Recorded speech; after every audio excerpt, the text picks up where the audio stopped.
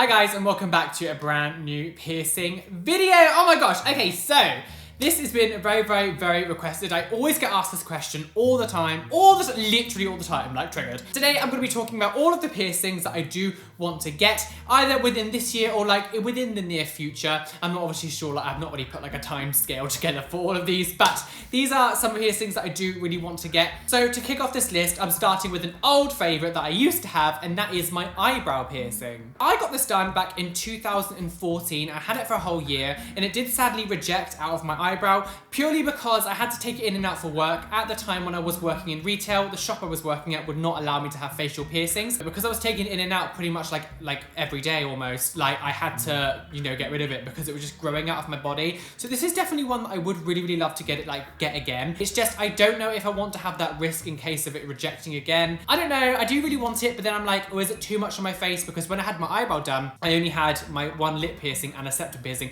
I didn't have like my spider bites and my two nostril piercings. So maybe it might look too much on my face and I won't like it. It's a hard thing to kind of like go around and try and think about what I want. So next on the list is dermals. I like dermals. I think they look really cool, and it's always been something that I've always wanted to get, and purely because I just kind of want to experience what it's like, because the process of getting a dermal is very different compared to like normal piercing. It's not like you just pierce through. You've got to like make a space, and you've got to like put the anchor in and stuff and then screw it on. And from what I gather from seeing people get it done online, like it feels like a weird one to kind of experience. And I kind of just want to see what it's like to have one there on my body. I don't know exactly where I would get it done, maybe on my wrists or like my nape. I'm not really too sure, because I wouldn't want them on my face. I don't want dermals on my face because that will just scar your face, and I don't want that at all. I've always wanted to just get at least one, just so I can be like, I've got my dermal, I know what it feels like, I can kind of experience it, and then also it gives me like an insight to like pain, healing, and rejection, because, you know, I'm just going on what I've seen other people, because I've never had one. It's almost like I'm doing it for work as the experience. So next on the list is innate piercings. I don't think I really want to get surface piercings anymore, just because I feel like it might be detrimental. You know, I go to the gym now and I work out, and obviously doing exercises and stuff, you're putting pressure pretty much on all your parts of your body, and I feel like it will just reject. Oh my gosh, though, like the one piercing I miss out of any of them I've had that I've retired is my innate piercing. This is what I looked like back in 2009. That's when I got mine done. And I also got it done again in 2010.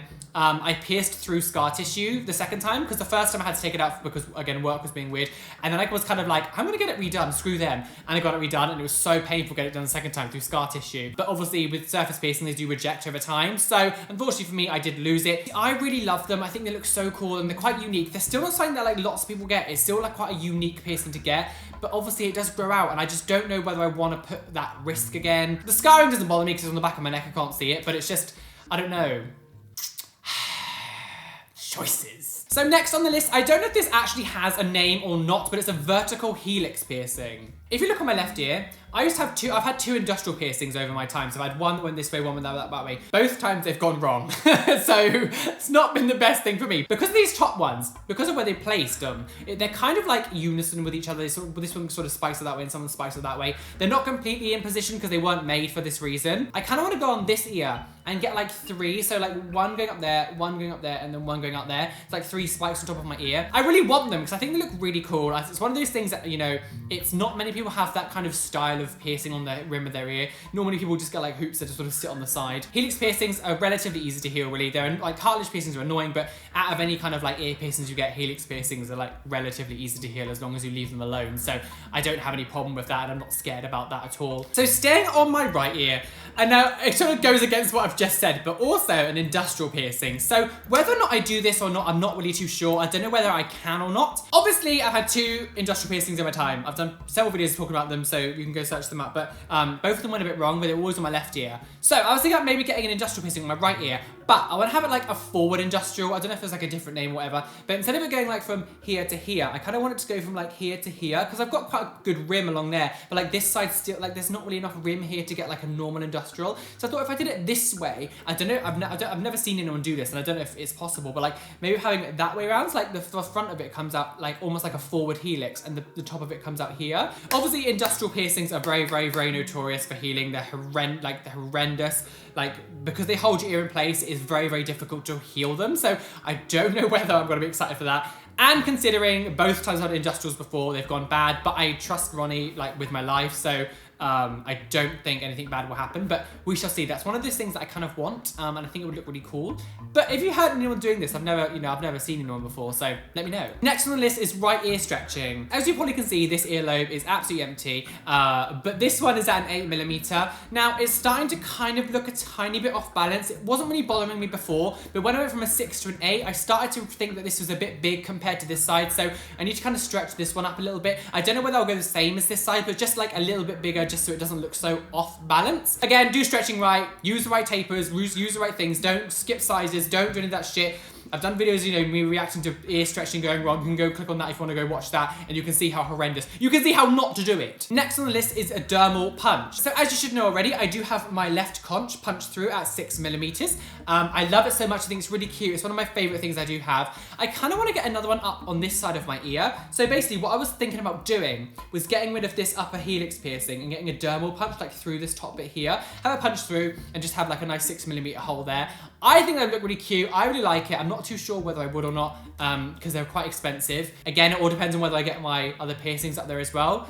I have to see where the positions of these ones are to then see if I can get this one might overlap each other and then make problems. I get so many questions about my dermal conch punch and how the healing was. Honestly, it heals identically to a conch piercing. It's just more painful. That's all it is, and you just have to be a little bit more careful. But healing wise, like, it takes a tiny bit longer, but you do it the exact same way as you would heal a normal conch piercing. This is one that I kind of wanted to do quite recently. I've only sort of recently thought about wanting to do this, but I want to get my third lobe piercing. So I've got these ones done, and I also have my upper lobes here done, which is just above the earlobe itself. And I kind of want to get like one in between there, like a third one, just in each side.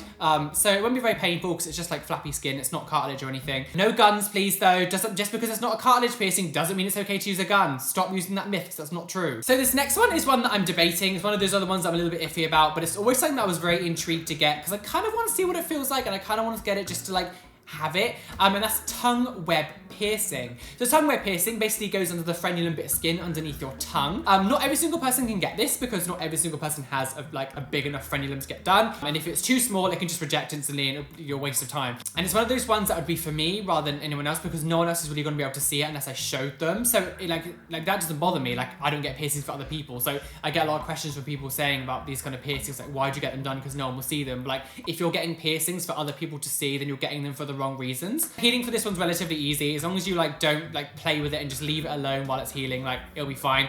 Oral piercings tend to heal faster because your saliva and everything in your mouth obviously cleans out a little bit better than what like an ear would. And of course, my right nipple. Oh my gosh, now I know I've done a few videos before talking about my left nipple and how problematic it has been. Oh my gosh, okay, so I'm literally gonna go on this for 1 second. It was healing perfectly, I caught it, went scabby, got gross, and now it's horrible, and now I'm trying to heal it. It's been horrendous. I want to get my right one done as well, at least just to balance it out, and I'll make sure that I'll look after this one perfectly, and I will not use a fucking loofah to clean it out, because that's what made my right one go funny, because it got caught. Hopefully when I do get my right one done, it will heal the way my left one should have done, because I better be a clumsy bitch and keep knocking it. So that is all the piercings I do want to get within the next year, maybe a little bit longer. I'm not too sure, there's a lot on the list, so I don't know how long it will take me to get all this stuff, but I'm pretty sure some will come on and some will disappear. I might change my mind. There's some extra ones that I might think, oh, I might want to get this. So like the list is probably going to change. If it changes drastically, I'll probably do another video and be like, this is actually what's happening. I was also thinking about doing another part to my piercings I would never get. I had a lot of requests to do that again. I don't know if people have just not seen my first one or they want more. So please let me know if you want me to do another video telling about piercings I would never ever get ever. Let me know because I will do that. Make sure you hit the like button, it really, really, really help me out. Share with all your friends, and my social media links are down below. Twitter, Facebook, Instagram, linked in the description and in the comments. Be fast, amazing, be gay, be everything you want to be, and send any bitch that he got with you because you are flawless. Yes! Hello, gorgeous people. Thank you so much for making it to the end of this video. I am going to give a quick extra special shout out to my top tier Patreons: Curtis Mitchell, Galaxy Star Fire, Catherine Lamb, Kelly Bowser, Kia, Michelle Erickson, Nikki NG, and Philippa Clark. Thank you so much for becoming my top tier Patreons and helping me, do this full time. I love you all so much. I will see you all next time. Bye!